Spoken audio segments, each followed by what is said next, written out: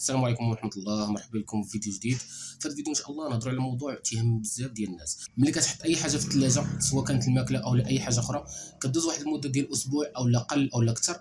ملي كتجي كتقلبها او لا كتاخذها عندك، كتلقى باللي اللون ديالها تغير او لا المذاق ديالها تغير او لا وقع فيها شي مشكل، خسرات او لا دبلات بمره. يعني انت في هذه الحاله كتقول باللي راه عندي مشكل في الثلاجه او لا الضوء كيتقطع او لا عندي شي مشكل اخر. الا كانت عندك ثلاجه قديمه فراه كتقول راه يقدر يكون عندي شي مشكل او لا حاجه، او لا كاين الناس اللي عندهم ثلاجه جديده ويلا خداوها كيطيحوا في هذا المشكل، كيقولوا فينا هو المشكل. وهو يقدر يكون مشكل بسيط، لان كل حاجه كتحتاج درجه ديال البروده تكون خاصه بها، وتقدر تكون الثلاجه ديالك ما كتعطيش البروده البرودويات كيف خصهم يكونوا.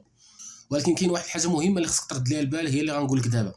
مع اقتراب عيد الاضحى يعني الناس كلهم تيقوموا بتخزين اللحم، ومع تخزين اللحم كاين بزاف ديال الحوايج الناس كيخزنوها من غير الخضره من غير الفواكه.